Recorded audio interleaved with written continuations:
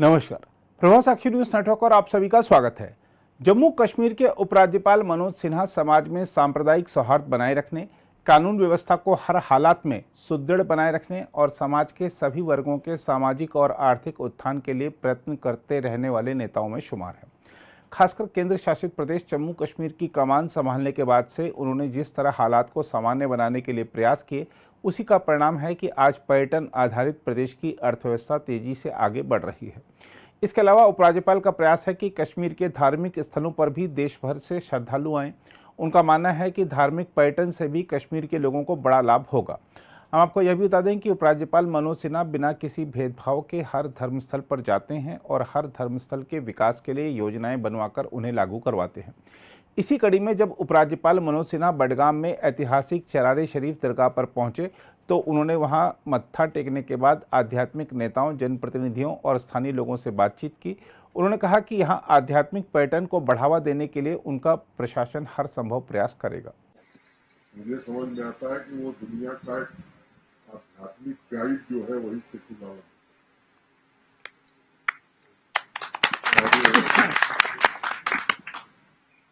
मेरे पूर्व आप सब लोगों ने वो बातें कह दी।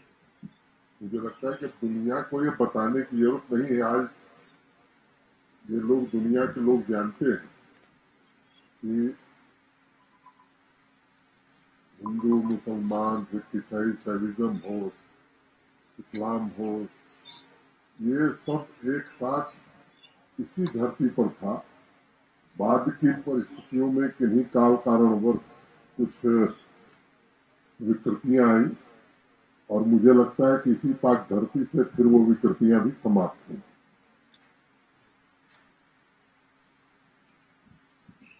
एक ईमानदारी पूर्वक कोशिश की जा रही। मैंने आपकी बात को बहुत ध्यानपूर्वक सुना है। ऐसी कोई घोषणा मैं नहीं करने जा रहा हूँ। फिर अगली बार कोई गवर्नर साहब आएंगे तो कहेंगे कि 1980 में कहा गया था, अभी नहीं हुआ। तो मुझे लगता है कि, लेकिन जो बातें आपने फरमाई है उसमें कई बातें ऐसी हैं जो बड़ी वाजिब है और ऑलरेडी अभी मैं देख के आया, कुछ काम यहाँ हो रहे हैं। एक यूटिलिटी का या वॉशरूम और टॉयलेट कंस्ट्रक्शन का काम कोर्ट के आदेश में रुका हुआ था। वो जिनको सज्जन को काम करना था उन्होंने विश्वास कर दिया। अभी सेक्रेटरी टूरिज्म बता रहे हैं कब तक पूरा हो जाएगा।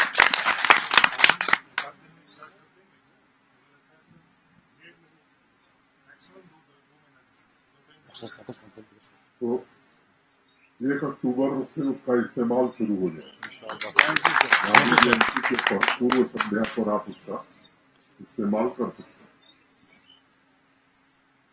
बात यहाँ वैष्णो देवी श्राइन बोर्ड और यूनिवर्सिटी की हुई।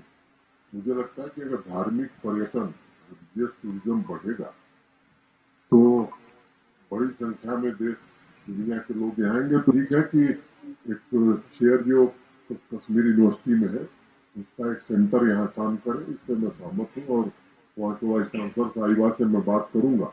उसके लिए जो भी आवश्यक कदम उठाने होंगे उसके फंड का अरेंजमेंट किया जाएगा। बाकी जो डेवलपमेंट के काम है एक पर मैं प्रतिक्रिया दूं, ये ठीक नहीं है। मुझे लगता है कि जो होने लायक है वो जरूर किया जाए और अब उस तरह से केवल घोषणा करके न हो, ये पद्धति बड़ी खराब है और सामान्यतया इस पद्धति का नुकसान जम्मू कश्मीर को बहुत हुआ। तो अब हम लोग वही कहते हैं जो करते हैं और केवल कहने से काम होता नहीं। किसी भी कंस्ट्रक्शन वर्क के लिए या किसी भी काम के लिए उसका एडमिनिस्ट्रेटिव अप्रूवल, उसके लिए उसके फाइनेंस का इंतजाम जब तक नहीं होगा तब तक वो केवल घोषणा रह जाती है। तो मैं कोई घोषणा रह जाए ऐसा काम नहीं करूंगा। हमारे डीजी साहब हैं, डिविजनल कमिश्नर जी हैं, सेक्रेटरी टूरिज्म भी है, ये बातें आपकी लिख ली गई हैं। इन बातों में जो अत्यंत महत्वपूर्ण है प्राथमिकता के आधार पर उसे स्वीकृत करा करके आपको बता दिया जाएगा कि ये काम होगा।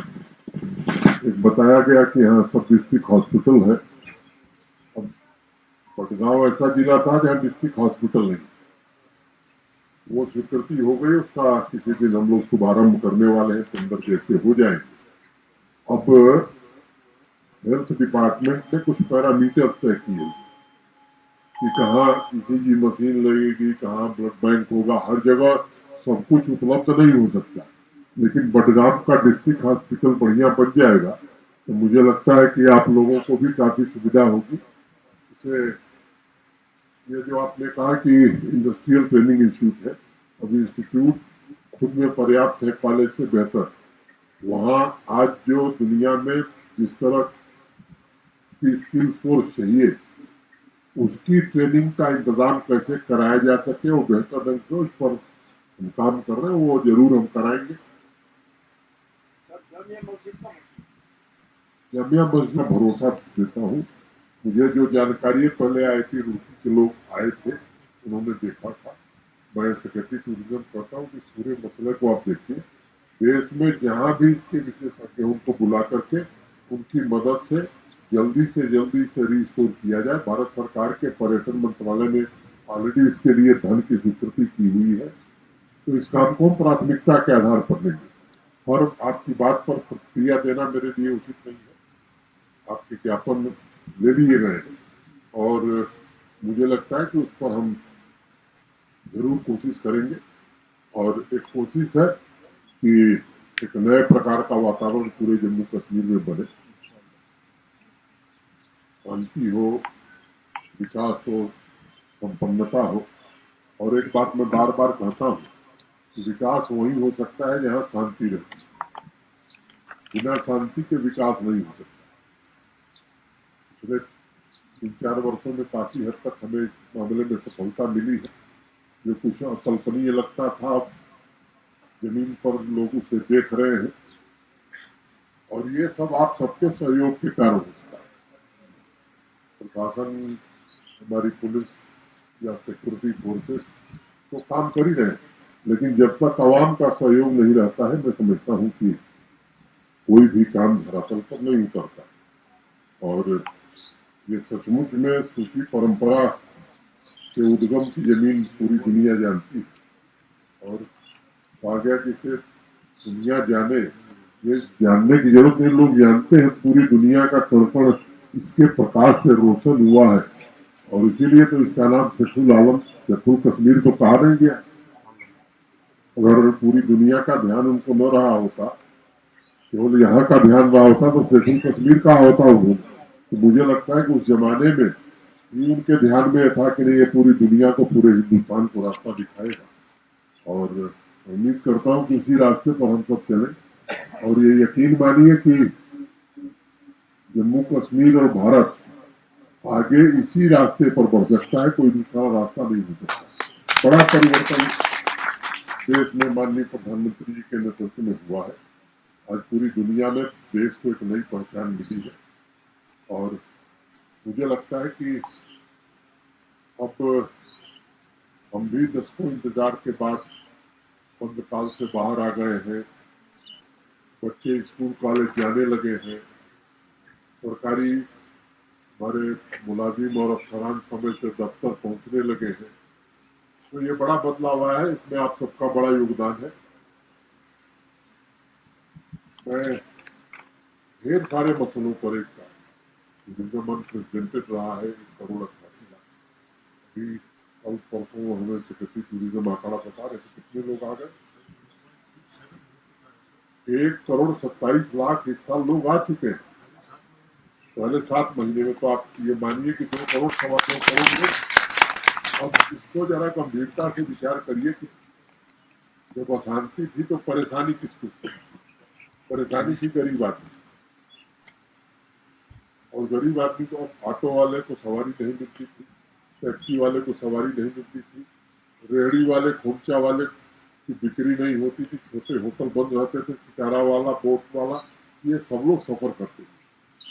जब लोग आएंगे तो स्वाभाविक रूप से मुझे लगता है कि यहाँ की इकॉनमी बढ़ेगी।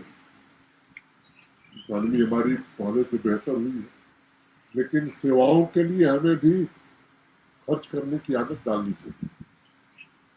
गरीब आदमी तो सरकार रियायत दे, सरकार सुविधा दे, ये सरकार का प्रशासन का दायित्व है। लेकिन समर्थ लोग भी अगर सुविधाओं के लिए शुल्क नहीं देंगे तो बेहतर सुविधाएं मुझे लगता है कि नहीं प्रदान की जा सकती। और इसलिए मैं आप सबसे निवेदन करता हूं कि इस दृष्टि से हमें विचार करने की जरूरत है। और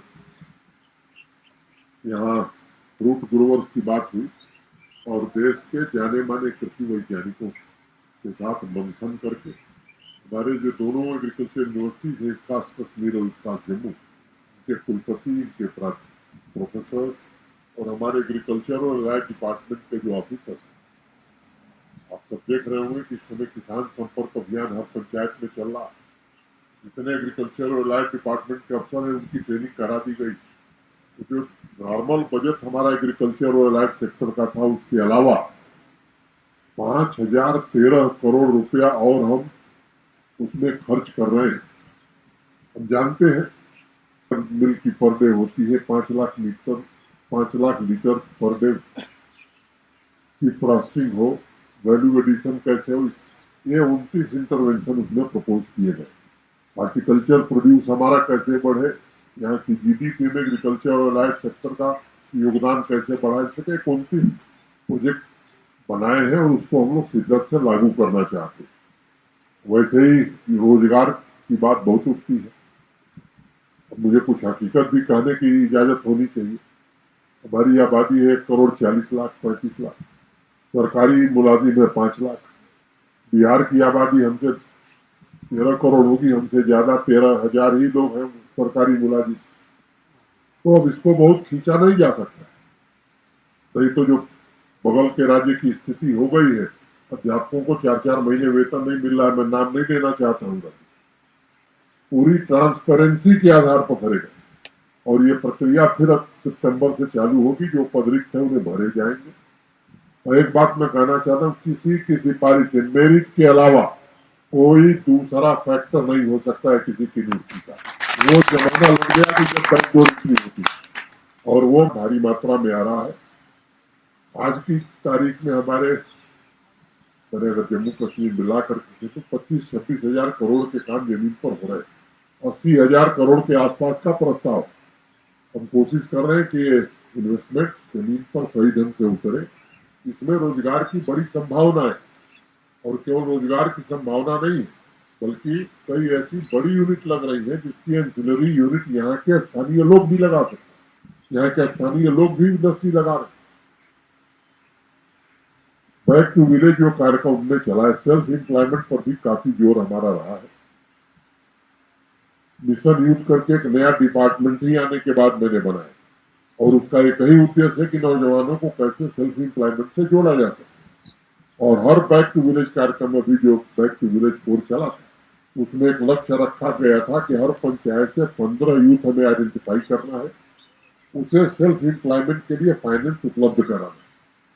10 लाख रुपए प्रधानमंत्री मुद्रा योजना में बिना किसी कोलैटरल के बैंक देते और मुझे बताते हुए प्रसन्नता है कि बैक टू विलेज खत्म हुआ उसके 1 महीने के भीतर जम्मू में एक दिन में जम्मू कश्मीर के 75 जवानों को 939 करोड़ रुपए बैंकों के द्वारा ऋण उपलब्ध कराया गया। तो वो केवल अपना रोजगार नहीं कर रहे, उनके साथ भी लोग जुड़े। मुझे लगता है कि इंटरनेशनल मार्केट में उनकी जगह बन रही। नंदा आर्ट जो खत्म हो गया था, अभी आपने अखबारों में पिछले दिनों पढ़ा होगा कि पहली खेप यहाँ से देश के दूसरे दुनिया के दूसरे देश में भेजी गई। ये कालीन हमारा जियो टैगिंग और क्यूआर कोडिंग के बाद हमारा एक्सपोर्ट बढ़ गया है। चाहे वो पश्मीना हो, चाहे ये हो, चाहे हमारे हैंडीक्राफ्ट हो, ये हमारी मूल ताकत रही।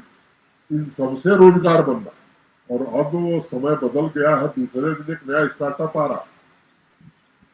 तमाम युवा आज ऐसा काम कर रहे हैं जो मैं समझता हूँ कि पूरे देश को, जम्मू कश्मीर को तो गौरव है, देश को गौरव है। स्पोर्ट्स पर हमारा विशेष ध्यान रहा है और मुझे ये बताते हुए प्रसन्नता है कि प्रधानमंत्री जी के कारण पीएमडीपी में जो पैसा मिला उसके कारण जम्मू कश्मीर में स्पोर्ट्स इंफ्रास्ट्रक्चर देश के किसी राज्य से बेहतर है। हर जिले में इंडोर स्टेडियम। अब यह है कि जब काम होते हैं तो लोगों की अपेक्षा बढ़ती है। अब अगर जिले केंद्र पर स्टेडियम है, बढ़िया इंडोर स्टेडियम है, तो लोग कहते हैं जिला पर क्यों, चरारे शरीफ जब वहां हो जाता है तो पंचायत में भी लोग कहते हैं कि साहब हमारे यहाँ भी बनना चाहिए। हर पंचायत में प्ले फील्ड हो, इसकी व्यवस्था की गई है। शायद कम पंचायतें होंगी जहाँ जमीन नहीं होगी, वहीं पर स्पोर्ट्स में 60 लाख लोगों ने पिछले साल पार्टिसिपेट किया। ये अनप्रेसिडेंटेड है। और इस साल हम बार बार ये बात कहते हैं कि हर दिन खेल सबके लिए, और इसके लिए जो भी पैसा होगा वो निश्चित रूप से सरकार उपलब्ध कराएगी। और 2-3 सेक्टर में तो जो हमारा बजट है हेल्थ में, देश का बजट हमारा ज्यादा, परिवार के लिए 5 लाख का सुरक्षा कवच गोल्डन कार्ड जम्मू कश्मीर प्रशासन ने माननीय प्रधानमंत्री जी के निर्देश पर दिया हुआ। 2 करोड़ रुपए प्रतिदिन हम लोगों के स्वास्थ्य इलाज विचारों, लोभ मोह माया का त्याग करके सहज विचार रखना, ये मनुष्यता की असली पहचान है। इस पहचान को हम कायम करें। और इतनी शेर आप लोगों ने पढ़ी कि मैं भी 2 लाइन कह के खत्म करूंगा कि जली है आग में जब जब भी शहर की सड़कें, जली है आग में जब जब भी शहर की सड़कें, मेरे ही पाँव के छालों ने कुछ नमी की है, मेरे ही पाँव की इस पाक जमीन पर मुझे आ जाने का अवसर मिला। ये मेरा सौभाग्य है।